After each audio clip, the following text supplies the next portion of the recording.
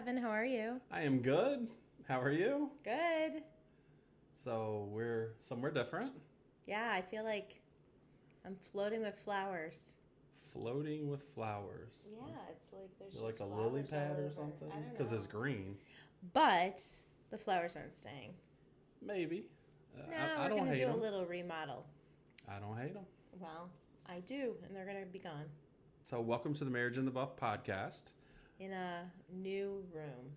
Yes, we've had quite the amount of changes since last time we recorded. Well, We've last had time we gave updates on our life, because last yeah, time we actually had guests. And yeah. we Last got to time we hear a had Jack and story. Catherine and listened to their story and stuff. Yep. And actually, in 2 weeks, we're going to have more guests. Yeah, it's going to be Jeremiah very and exciting. Danny are going to be with us sharing their story, so that'll be Mm-hmm. really, really good. But yeah, we've actually had people move out. We've had people move out of state. We've had like When you say people, daughters. daughters, yes. We had one daughter who is in law school. She moved down to Maryland, Yep. and We that moved was all the stuff. yeah. And then we had our one of our daughters that was here at home. Moved She locally. moved. So we only have one at home now, so that's I kind of know, crazy. I know. After wow, 20. Oh, it's been a long time. So we're moving It's stuff been, around. what, 20? Wow, 22 years since we had just one at home. So Yep. that's a long time. Yep. But anyway, we talk about everything marriage Mm-hmm. and the way God intended with just nakedness physically. Thank God you're not physically naked right now. That'd be embarrassing. No. Emotionally, spiritually, just the way God made it. So, Yeah. Basically being open. I think that when we talk about naked, a lot of times we talk about openness. yeah, absolutely. Because the biggest thing we do is we have those secrets. We have those things that we think if she knew this, she wouldn't like me, or I'm such a failure, Hiding or things. Yeah, I that's can't true. tell her that, she'll ruin it, or whatever it is. And all those things that we keep to ourselves, that we keep inside, we kind of build those little walls around and everything else. Those little walls we keep around them to keep those secrets, they actually divide us and can tear us apart in the end. Yeah. And when you were saying that, I was thinking also dividing us from other couples. So I think a lot of times people keep secrets like, oh, we're not getting along really well in this season Mm-hmm. and we're not communicating well in this season. We must be the only people that are Absolutely. struggling. Yeah. So as a couple going out and like just putting on a good face and everything's fine, because if they knew that we were struggling, there would be shame on that. So I think those secrets also can divide couples from other support. Yeah, I mean, I think about your day and think about as you go through your day and all the people you talk to. Obviously, some people talk to less people than others. Some people talk to more. But one of those questions you ask is, "How are you?" and stuff like that. And I would venture to guess like 90% of the time, the answer you get is going to be okay, fine, good, or whatever. But of that, I really doubt even 50% of those people are being honest and they're okay, fine, or good. Yeah. We all have these things we go through at different times, and sometimes it could be a big thing, sometimes it could be a little thing. I mean, we have friends now that are in our groups and different things that are going through like craziness, like Health children, struggles. so many Yeah. health struggles, like kids having surgery, like 8-hour surgeries, and then spouses who are fighting diseases they don't even know what are, that they can't Yeah. even figure out what's going on, that the prognosis is bad. We got people with knees being replaced. We've got people with postpartum. We've just got Yeah, just like in our circle. yeah, and then yeah. there's people with financial problems, or we know people that are looking for a home because they ended up homeless. I mean, there's Yeah. just so many things. And I bet even if you ask those people, if you weren't close to them, How are you? how are you? A lot of their answer would just be, we're Fine. fine. And the danger in that one is we don't let people in who can help us. We don't make our problems known so others will come around us. But the other problem that I see is like we let that answer go.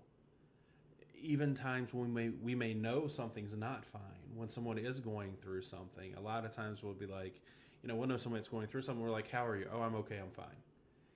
And we'll take that at face value because it's easier than putting in the work to dig deeper. Or maybe we really don't want to know the answer. Right. Because if we did know the answer, then maybe we'd be convicted to do something and help.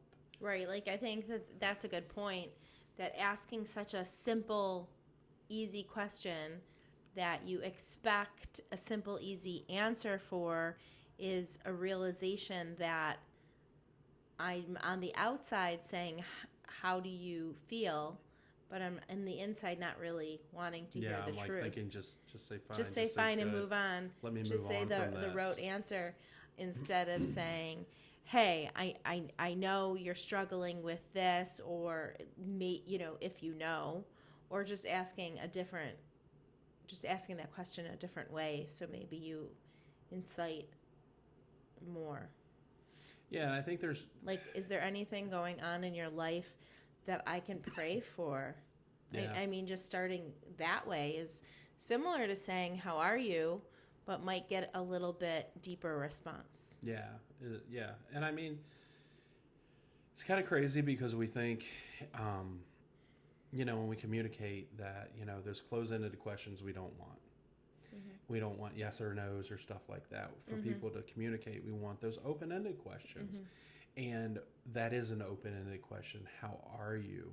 But that's probably the one that is people actually just pretty use closed. That closed answer for the most. So like you just said, coming around and asking it in different ways. Yeah. And I think of it as like, depending on the situation and how well you know the person and things and how much you know about the person, it can be like, how are you feeling? How are your kids? Is there anything you need help with? Is there something I can pray for you about? How's your spouse? What's going on at home? If you already were in prayer for something, you can circle back with those people. Yeah. And I think that's a lot of it, especially with the people close to us. It's one thing with the people we meet. But the people closest to us, like, those questions are things we should be keeping in the back of our mind, so that when we come back to those people, and especially when we hear they're struggling or whatever it may be, that we have it in the back of our mind. I've done sales for so many years, and it's all about, honestly, you can have an emotional response and get a quick sale, or you can build a relationship and work on that relationship. Mm-hmm. It's the same thing in anything. The more equity you have in that relationship, which really means the more you know about them. Like, they've got kids, their kids are playing baseball, their daughter's in dance, the husband works here, the wife works here. Those are all openers and all things that you can talk about that break the ice. And the more you communicate with a person, the longer you communicate with them, the deeper the conversation is going to get for the most part. Right, and not just deeper conversation, but the more you ask those kind of questions, the deeper your relationship will become with people that might have just been a casual, superficial relationship. Yeah. And that's one of the big things I'd say, like, why life groups, why church, why community is so important. Mm-hmm. Because we can go through our day and have those superficial conversations, and maybe it's people at work or just at your kid's school or grocery store, wherever it may be. And it's very easy to have those conversations and lie the whole day.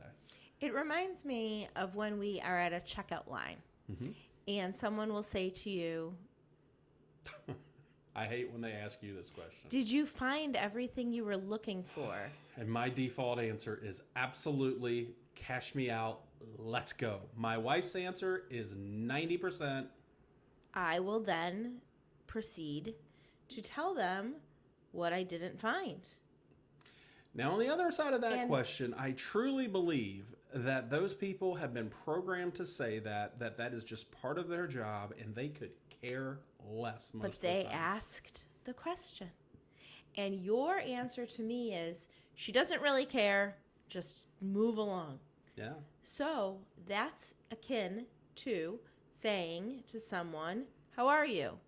Fine. Do you really care, or do you just want to move along? And is it just like a high and you want the fine. And I think So it's very similar, I think. that's a really good point, because if we, especially for Christians, and we believe what we say we believe, that means we're to, above all else, love God and love our neighbors. And if we don't care about our neighbors, you can't love them. You can't love someone well if you don't care about them. So I think that question, hey, how are you, doesn't necessarily show someone they care, right? That's what we're saying here. That Absolutely. might just be a quick, I want to look like I care, but I might not really care.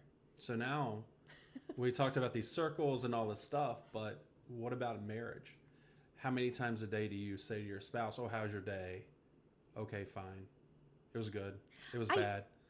But How's we your day? leave Yeah. it. But we leave it. Or even, how are you? A lot of times we don't ask our spouse how they are. We might No, ask that's them what I about was their gonna day, say. stuff like that. I do like That's a more question. probing question. How do you feel, or how are you? Like, sometimes I'll say to you, how do you feel? And you're like, what do you mean? But like, I think that is more of a caring question. But with that question, how was your day? How many times, guys, do we want her to tell us how her day was? Really? You don't want to know? Because for me, and I'm going to speak for some guys here because I know a few, while I'll ask you that question, and I care about the answer, I would really like the short, concise version and not the play-by-play of the entire day.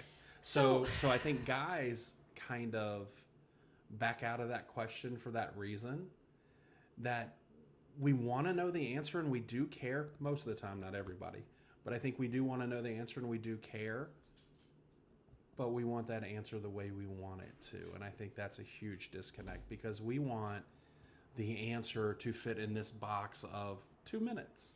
Right. But here's the thing, honestly. So you're saying the question is, how is your day? Yeah.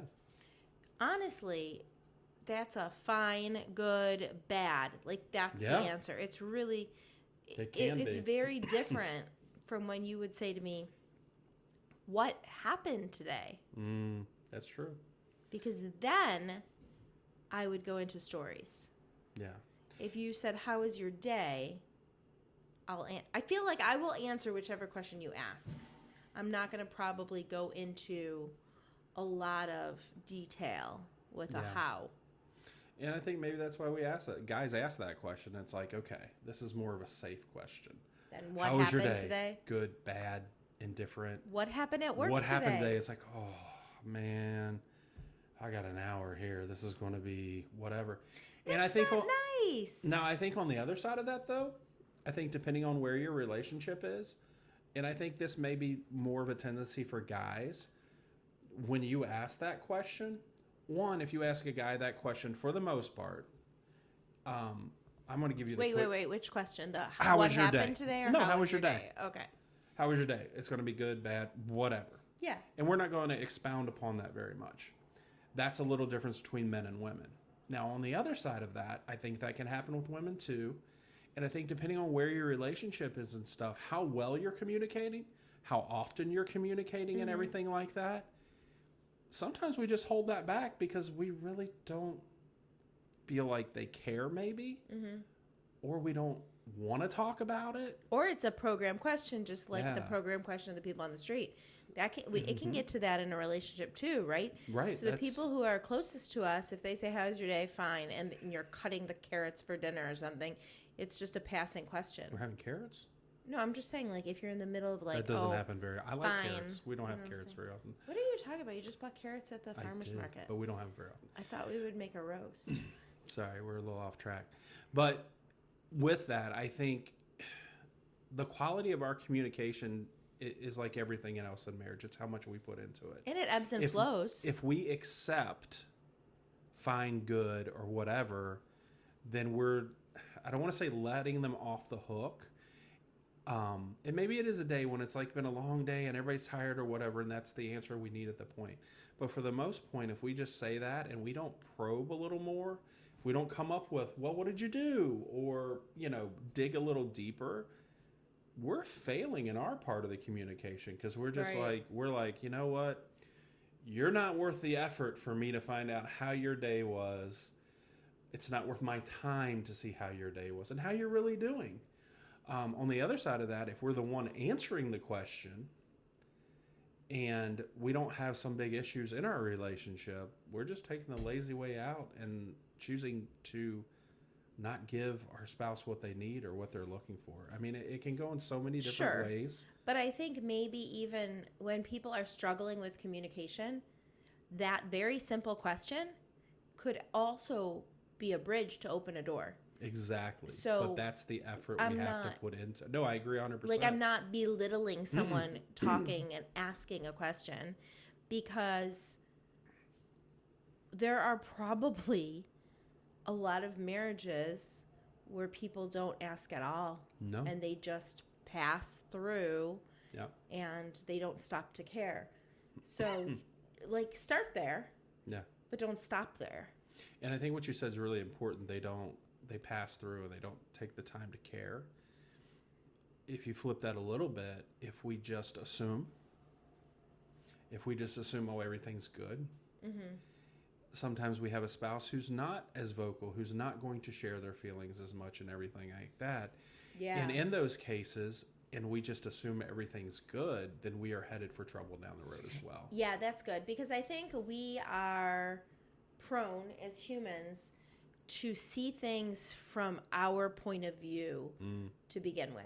Mm-hmm. So if life is going great for us, a lot of times you do not imagine struggles that other people are going through. It's just sometimes hard. Like if everything's going great, you would assume that your spouse is also going great, because in your relationship, you're like, I'm happy, things are great, when they might not be for your spouse. And that's huge. I mean, I think that's an all the time thing. I don't think it's kind of like we talk about in our Christian walk and stuff like that. I don't think our lives a lot of times are on the same page. I don't think the things we're going through on the daily basis. You're saying whether it be meaning spouses. Yeah, spouses' Okay, lives and stuff like that. Whether it be their work, whether it be a relationship with a kid, a relationship with a parent, in-law, something like that. Whether it just be like their energy level, their whatever it is. There's not that many times that we're on that same page. Yeah, no, that's good. And, when you said that to me, I just thought about it. If we go back in time to when we were really bad and we had gone through some stuff with one of our daughters, she had tried to harm herself and went through, and we got to a point where, all right, this is over. We were on the upswing. And we're on the upswing. I'm like, thank God we're going up.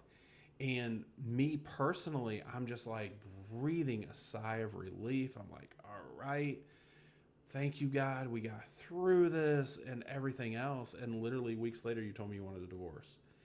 And I can't think of a time when we were just totally on the opposite end more than that, where it's like, you know what? And I knew like we hadn't been great and we'd had issues and we'd had everything else, but we were going through so much with this. I never took the time to ask you how you were.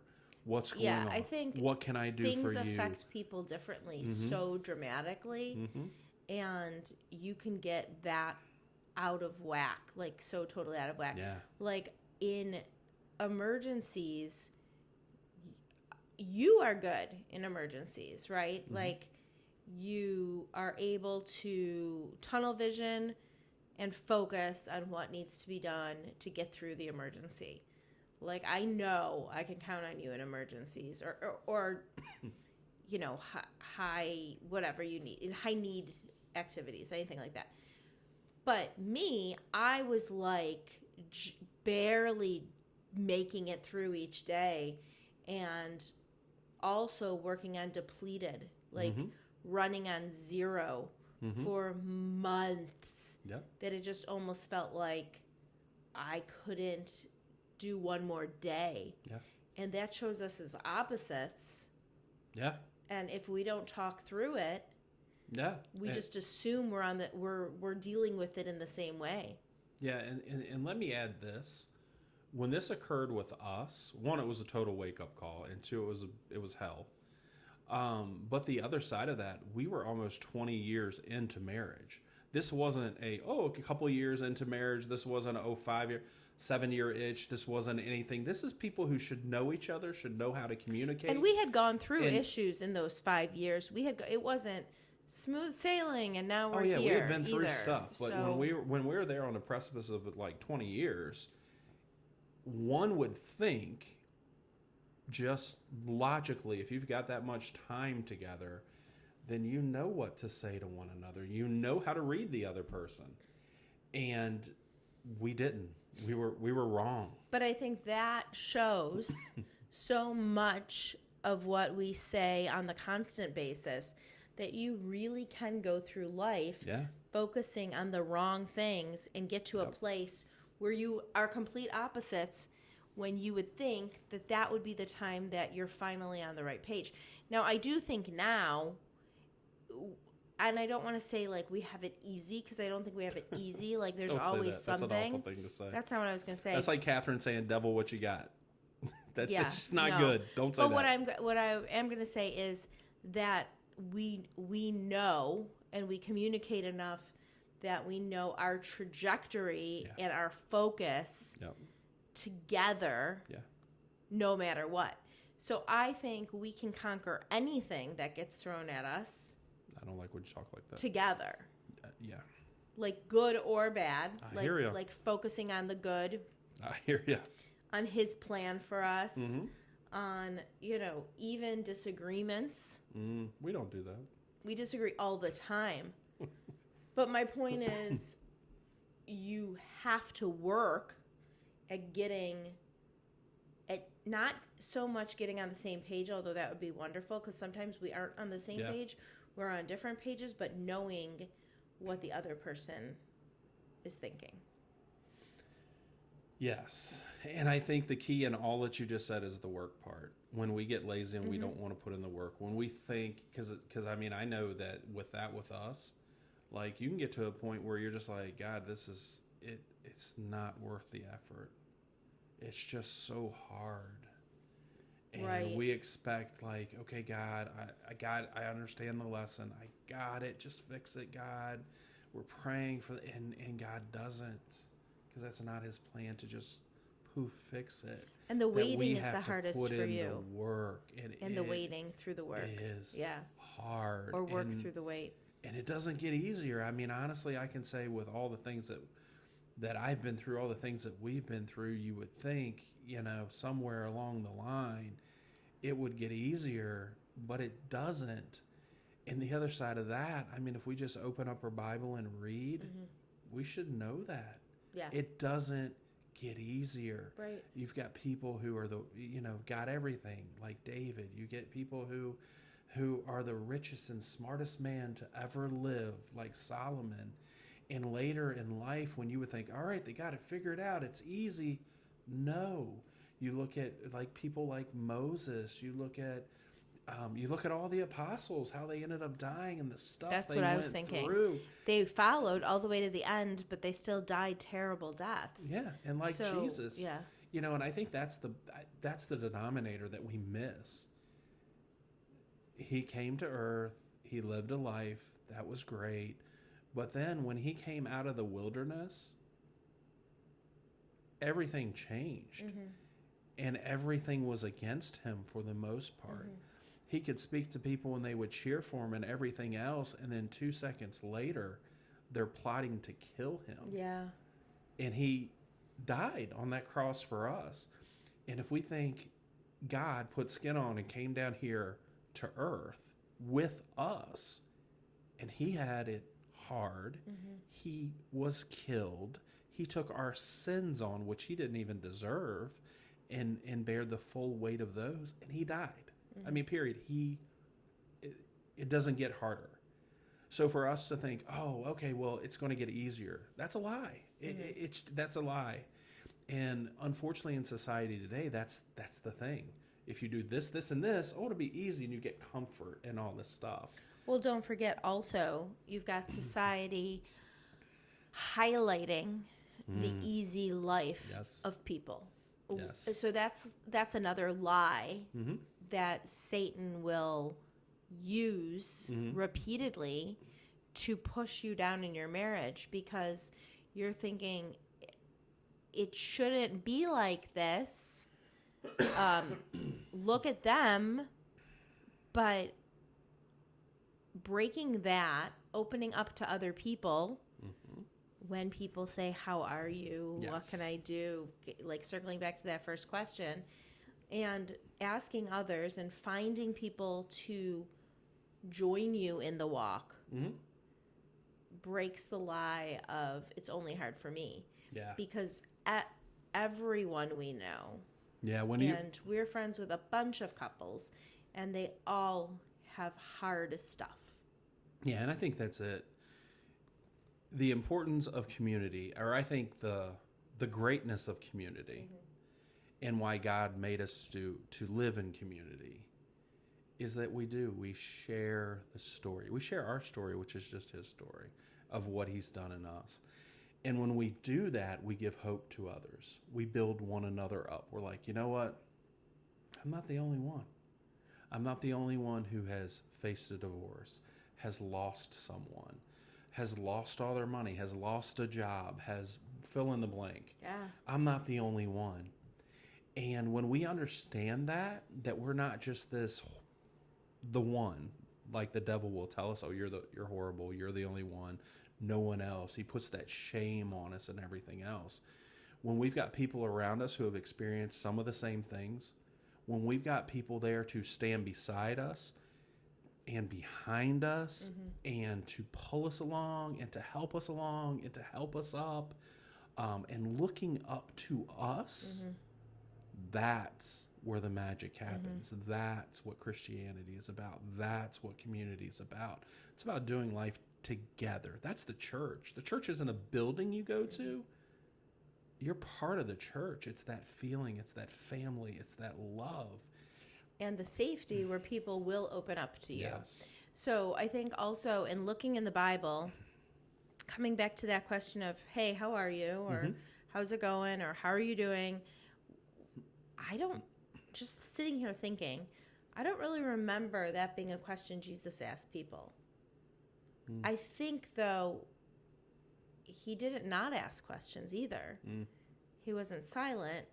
But for example, like I remember one of the stories where someone came up to him and it was either blind or couldn't walk. And he asked them what they would want. And we're all thinking, well, isn't it obvious what they want? But my point is, that's such a deeper question. Like, what are you looking for? What is your goal? And I love asking people questions, and I tell people ahead of time, if I'm asking too many personal questions, just tell me to shut up. But I think it's important. Shut up. Stop. Can I use that? No. No. So I think it's important to ask those probing questions, because I think a lot of times people want to talk, but they don't want to bother other people by telling them their stuff. So just asking someone a little bit more creative questions than, how are you? Yeah, that's good. I mean, the key to your marriage, since we're the marriage podcast, we'll talk about that too. I mean, the key to your marriage is communication. Including communication with others. Yeah. I mean, it's those outward circles. I mean, Right. Love God. Okay. Love your neighbor. Well, I sleep with her. She's my closest neighbor. And then it just goes out from there through your life, your children, Right, your the children people you come work next. with, your neighbors, your friends at church, the people at church. They don't even have to be your friends, but the church body and everything like that. Because and, we are brothers and sisters, yeah, in right? Christ, Like, absolutely. But and then the people in your neighborhood, those circles go outward. That person down the street that you really don't want to talk to, that somebody may have said they're not nice, or that person down the street that doesn't share your views and maybe does something that you don't agree with, or maybe they're a different religion, or maybe they're from a different country or whatever. It's okay. We're supposed to love them too. And I think we put so many walls there. It's like, they're not worth the effort of me communicating with them. But, the way people convert to Christianity. The way people find out is somebody tells them. Yeah. And the other side of that, sometimes we don't have to tell them that much. It's better to just show them the love of Christ. And to listen. Because sometimes you don't know how you're going to share unless you hear what their need is. Yes. Yeah, absolutely. And you know what? We can do that in a lot of different ways. When we share with people and we do that, I think like when we go to Friends Feeding Friends, same thing. We're down there loving on people in Buffalo. Some of them are homeless. Some of them are not. Some just need some help right then. But think even about the people you interact with. But the conversations we have with them, we go there and it's an arena that can foster conversations. On the other side, I have seen people stand there on both sides, whether it be the people helping and volunteering or the people there getting food or whatever it may be, that don't do anything but stand there and do whatever it is. They don't have the conversation, which you are put into an arena where it's a perfect opportunity. Right. And these people, a lot of them, they don't have people that are asking these questions. How are you? Yeah. Is there anything you need? What are you going through? Can I pray for you? I think that's a great leader, no matter where you are. Yeah, and when you ask that question and they open up, you will hear things that you will be amazed of.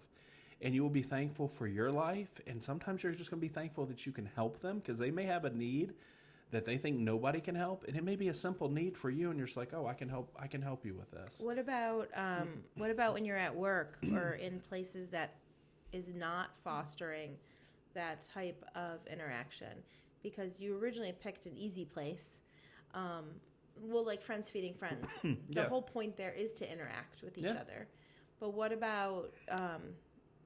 school, work, sort of where you have a different goal in mind? I think it doesn't matter where you are. I mean, if you are following Christ, then that's a known thing. And it might not be a known thing as in you go around announcing it, but it's a known thing because you're that light. You are set apart. Hold on, let me stop you. It's a known thing that you are following Christ because it's not always a known thing for everyone. I don't think it's a known thing. I think it's that, when Jesus talks about you can't put a light under a basket, you don't hide it and stuff like that. People are drawn to Christians because they're different. They're set apart because you can hear Jesus in them. You can see Jesus in them. That's good. And it might not be, a lot of times it's not even explainable. It's not like, they're a Christian. No, it's just that you do ask those questions. You're caring, you're compassionate, you talk to people, you listen to people, you care about people, you carry yourself different, you do different things. Different. So now those are true Christians, not people who are not able to speak about their faith except for on church on Sundays. Yeah, and I think you can tell the difference. Really, you can. Absolutely, you can tell the difference 100%. And the other side of that, you have the Christians that have the bad name there, that they're going to come tell you exactly what they believe and maybe why they think they believe that. And if you don't believe it, you're headed to hell, and you're turning more people away than you'll ever save. I don't care what happens. I don't care who you are. You might have a great argument, but if that's all you're doing, you're not loving people. You're telling people, get yourself fixed and come to church. You need to do this, this, and this. Christianity, following Christ, you don't have to fix yourself up to come to Jesus. Jesus comes to you the way you are. And you don't have to, all your vices don't just magically disappear. I mean, they can. But God starts working from the inside out. And a lot of times we want people to jump through a hoop to look like we want them to, or we don't think the conversion's real, or we don't think they're serious or whatever it is. And that is completely opposite of what Jesus did. And the other point, you started to make a good point about it's up to us to make disciples and share, right? Like you said that. And I think people are scared of that or nervous. But if you pray God's will, He will open doors. Yeah. And we already know that's God's will. How do we know that's God's will? Because that's what Jesus left us with. Matthew 28:19. make disciples. Go into the world. So we know that's God's will. Pray that he gives you the opportunity to do his will, and you will get the right people in your path that will listen, or that you will be making an impression of whether you know it or not, or that you will be planting a seed whether you know it or not. And I think just instead of having the fear that you can't do it, you take that fear out by giving it to God and having him show you when to do that and how. Yeah, and that is one of those dangerous prayers. If you truly pray that and you mean it, like, God, that's kind of the God, let me see people the way you see them. God, let me love people the way you love them. And he will put those people in your path. I guarantee it every day. He does it almost every day to me. And I think the days that that he doesn't, it's just me looking down instead of looking up. Yeah. But when he does that, and he will, you need to put forth the effort to answer whatever he's put on your heart. He will give you the words, like you said, he will. Yeah. But it's the whole communication thing. You still have to put forth the effort to speak those words. To, instead of bouncing your eyes the other way and walking the other way, to go towards that person and talk to them and engage them. And you know what? Sometimes it's not a one-time conversation. Right. Or right. That's why You the don't even know, communication right? is so important. It really, really is. And you know, the thing with communication, when we work at the communication about anything, I don't care what it's about. It doesn't have to be about God.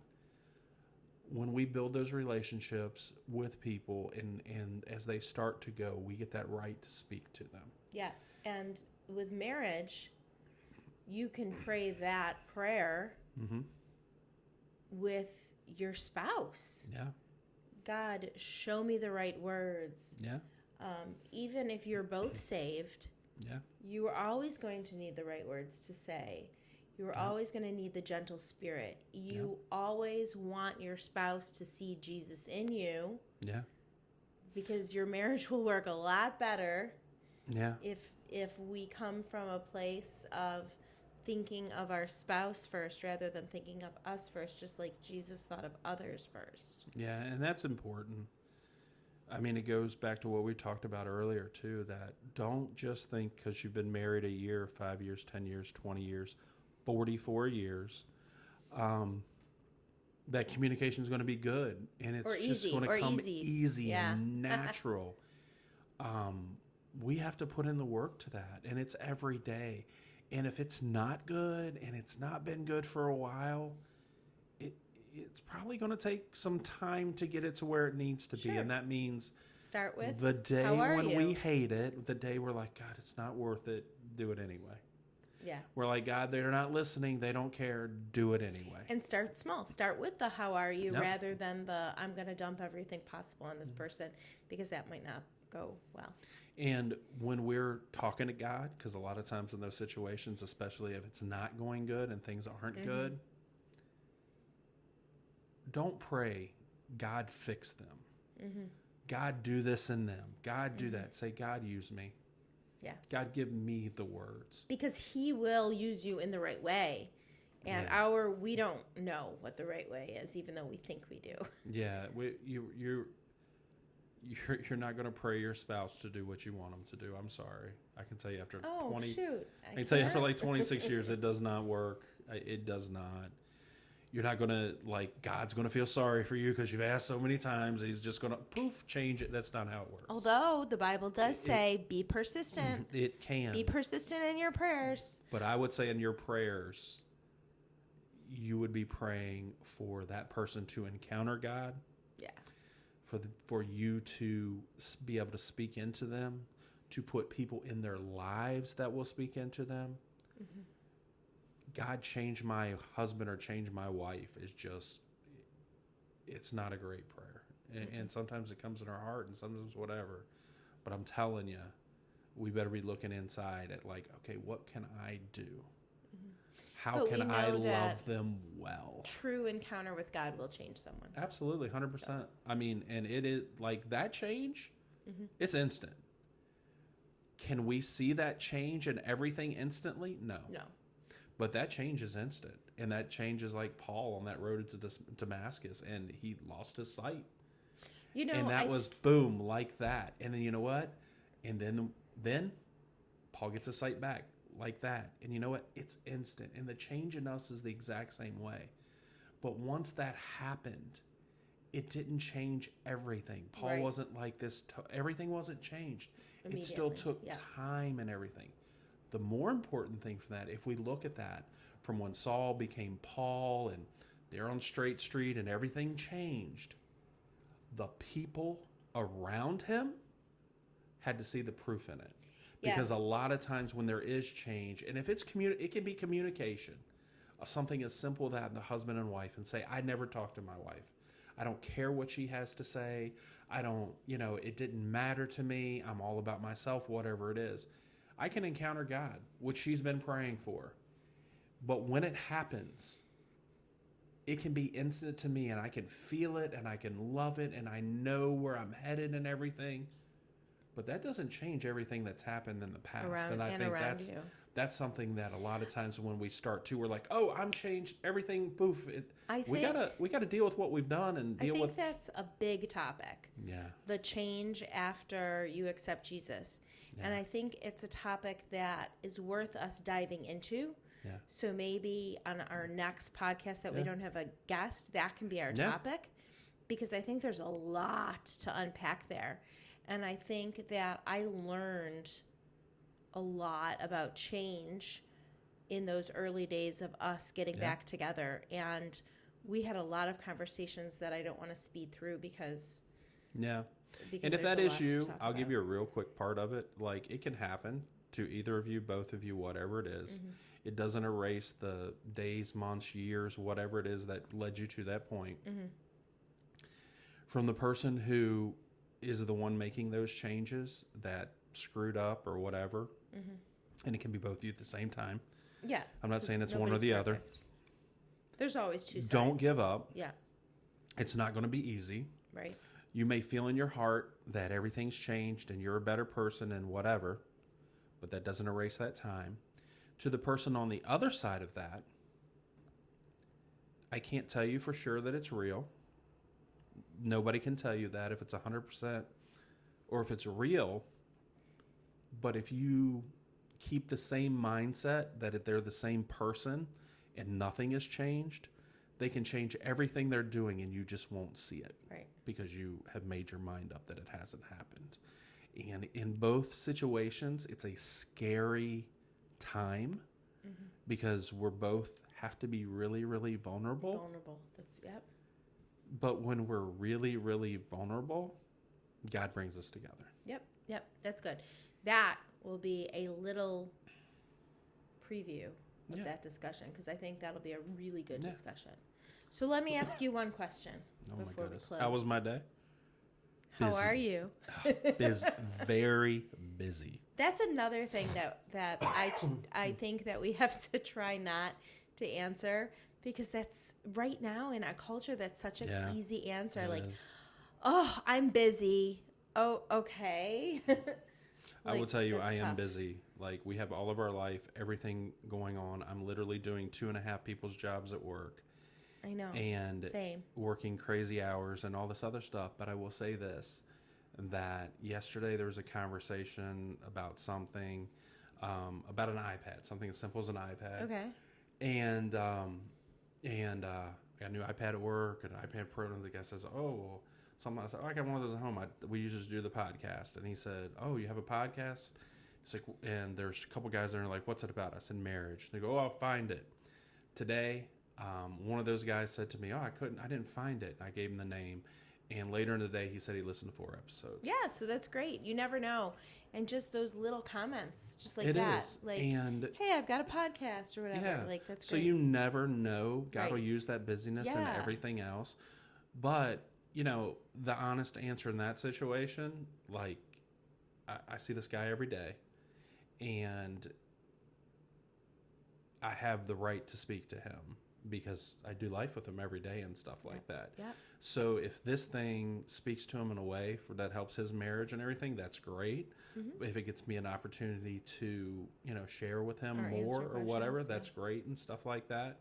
But that was just a coincidence in one way, that in a different way, that I get to share with someone just because of an average, everyday conversation. Yeah. So don't neglect those everyday conversations. Yeah. You don't know where they'll lead. No, that's good. So. All right. So next week, we are actually headed out of town to, we absolutely don't know because we haven't quite figured that out yet, but we're going somewhere. Where are we going, Kevin? I'm not telling, and actually I don't even know yet. But maybe we'll take everything and go on the road because that's fun when we do that. And we might have some special guests with us because we're Okay. not going alone, but we're not talking about that. Who we'll have with us, maybe, possibly. Lots of yeah, I unknowns know. here. So This much is weird. This is my wife's hated thing. I She- do. she He hates it. thinks that the most fun thing on earth is to just put me in a car and just drive me somewhere and not tell me where we're going. Surprise. This surprise! Oh, we're at the grocery store. You couldn't tell me Hey, it was that. Hobby Lobby today. Surprise! We're at Hobby Lobby. You And our daughter didn't want joined to us. tell me that. And Like, she didn't just tell you either. stupid things. She's It's like, not no, like I'm going it's to a dinner. And then big she was there. surprise. Poof. They think surprises are funny and I fun. love And surprises. it's just like, stop being annoying and just tell me where we're headed. Like, We'll communicate more about that. okay, it's All right. just dumb. But seriously, guys, put in the work. I mean, life is not easy. It wasn't meant to be. Your marriage is not easy. And you're growing in the not easy. Your children You're are not changing. easy. But when Jesus came, it wasn't easy either. Yep. So if he didn't deserve easy, and he did, if he didn't get easy, we shouldn't either. So Marriage and Above podcast, like it, Share it. YouTube, Spotify, Apple Podcast, wherever you find it. Like it, share it, come back and see us. We'll see you next time. Yep. Bye, Bye. guys.